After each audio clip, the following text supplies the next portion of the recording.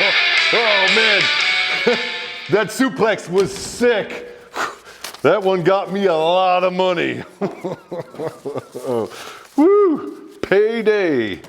I think Cindy at the Pink Mist is going to be catching a visit.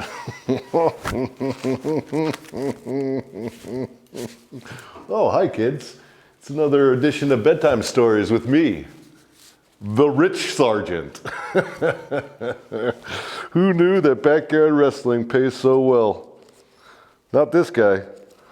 You guys ready for another bedtime story? Let's get started. This week, kids, let's talk a little Vietnam. James Buddha Bondsteel was born in 1947 in small town Jackson, Michigan. He would join the United States Marine Corps upon graduation from high school in 1965. The Vietnam War was already shaping up to be a large military conflict by this time.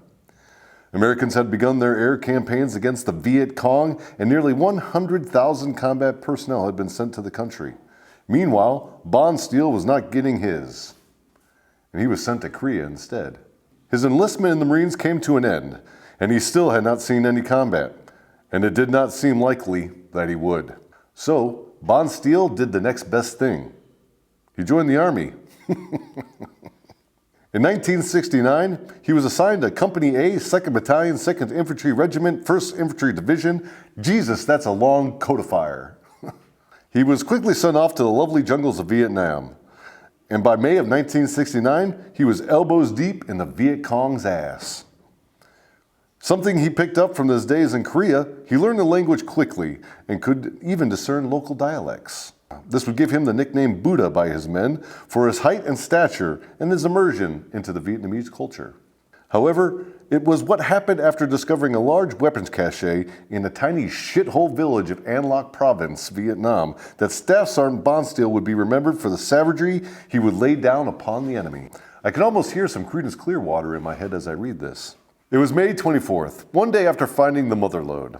One of the recon elements of Company A had found themselves engaged in a heavy firefight and taking massive losses. By the time Bondsteel was Oscar Mike, it was said that the estimated size of the force was between 600 and 800 fighters, and these weren't the ragtag Viet Cong. What Company A had not known was that the area of An Loc they had been operating in was used heavily by the MVA, who had built a large network of underground tunnels and fortifications throughout the area. These bastards were dug in deeper than an Alabama tick. By the time Bondsteel had arrived to support the recon element, they had been in a desperate situation. He quickly separated his men into combat teams and got to work. Using cover fire, Bondsteel led the charge. This hard charger went straight for the bunkers, housing the automatic guns pinning down the Americans. Tossing grenades through the portholes, then thrusting himself into the bunker. He would go hand to hand with the enemy. He did this 4 times, successfully. This allowed his men to maneuver. However, some 200 meters away, they were not doing so well.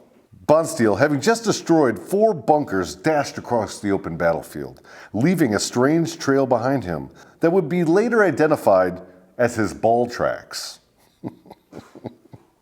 He quickly organized the flank and put concentrated fire upon the enemy. Satisfied he had sustained a suitable position, Bondsteel would rescue and direct medical attention to the men of his unit and provide direction to the officer in charge. Oh, this is getting good. Bondsteel was not done yet. He would go on to fuck up more shit. At this time, he had personally been responsible for the destruction of 4 bunkers. Before the 4-hour fight was over, he would rack up those numbers. Big time. After a 6th bunker-busting endeavor, he came face to face with an MVA fighter who was determined to take his life and those around him. As Bondsteel dispatched as many NVA in this bunker as he could, one managed to drop a grenade. Bondsteel escaped, but barely. Not without taking severe wounds from the blast. Riddled with shrapnel, he escaped with his life. But this motherfucker still had body stacking to do. He would go on to destroy 4 more bunkers, totaling 10, yes I said 10, heavily fortified MVA bunkers. His actions that day saved the lives of his men and those of the nearby units. His leadership and bravery led to the punishing of the MVA and destroying a large portion of their forces, to include 2 dirty rat sucker MVA commanders. This international man of steel would later be awarded the Medal of Honor by President Nixon in 1970. He would serve a full career in the Army and retire as a Master Sergeant. Retiring to Alaska, his civilian life would be spent advocating for veterans before his untimely death in 1987. A memorial stands in his image at Alaska Veterans Memorial near Byers Lake in Denali State Park, Alaska. As well, a camp was named in his honor in another shithole called Kosovo. Good night, kids.